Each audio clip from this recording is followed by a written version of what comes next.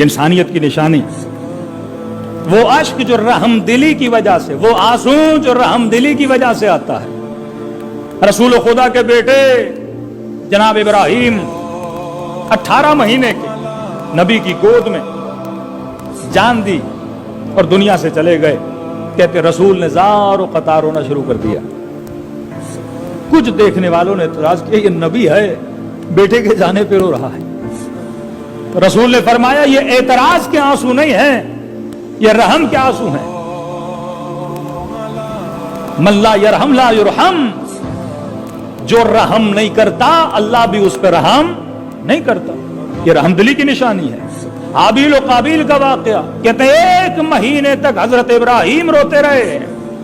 1 مہینے تک جب بیٹے کا قتل دیکھا اتنا روئے کہ کہتے ہیں ابراہیم حضرت آدم کے چہرے کی ہڈیاں ظاہر ہو گئی تھیں اس گریے میں. یہ رحم کا ہے، یہ نہیں کہ اللہ پہ اعتراض کر رہا ہے. یہ رحم دلی کی نشانی ہے. رسول گرامی مکے کی گلی یا مدینے کی گلیوں سے گزر رہے تھے.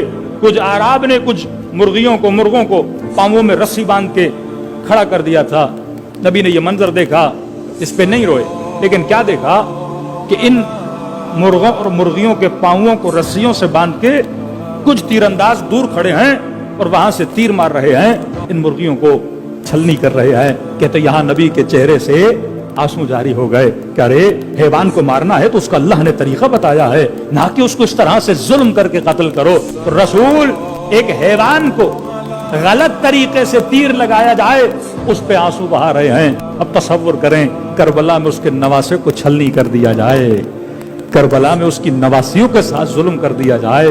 ایسا ظلم جس کی مثال تاریخ میں نہیں ملتی. یہ اشک رحم ہے، یہ انسانیت کی نشانی ہے.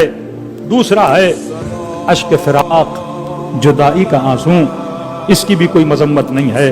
جناب یعقوب اور یوسف کی جدائی آپ نے دیکھی ہے، کتنا روئے.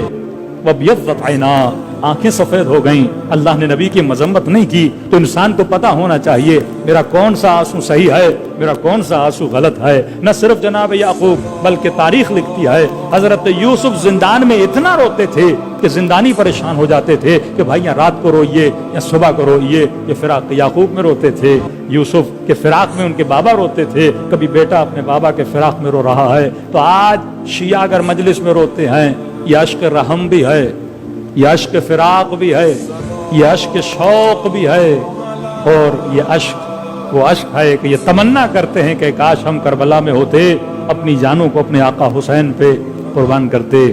کسی نے پوچھا جب ملے جناب یوسف جناب یعقوب سے تو پہلا سوال کیا کہ بیٹا جب تجھے کنویں میں اتارا گیا تھا تو بھائیوں نے کیا کیا تمہارے ساتھ؟ تو کہا کہ بابا مجھے کہا کہ کپڑے اتار دو، کیونکہ ہم انہی کپڑوں پہ قمیص پہ خون لگائیں گے اور بتائیں گے کہ کسی حیوان نے حملہ کیا تھا جس کے نتیجے میں یوسف مارے گئے. تو کہا کہ بابا جب قمیص اتار کر مجھے کنویں میں اتار رہے تھے تو میں بار بار یہ کہہ رہا تھا کہ کنویں کے اندر سردی ہے اور بدن پہ لباس نہیں ہے تو مجھے سردی لگے گی. اور کہا کہ جب مجھے نیچے اتار دیا گیا تو سردی کی وجہ سے اس کنویں میں کانپ رہا تھا. روایت کے جملے ہیں جب یعقوب نے یہ سنا تو سننے کے بعد وہ غش کھا کے زمین پہ گر گئے. اب یہاں پہ زیارت ناہیہ کا جملہ ہے، السلام علی الابدان، ان بدنوں پہ سلام ہو جن پہ لباس نہیں تھا.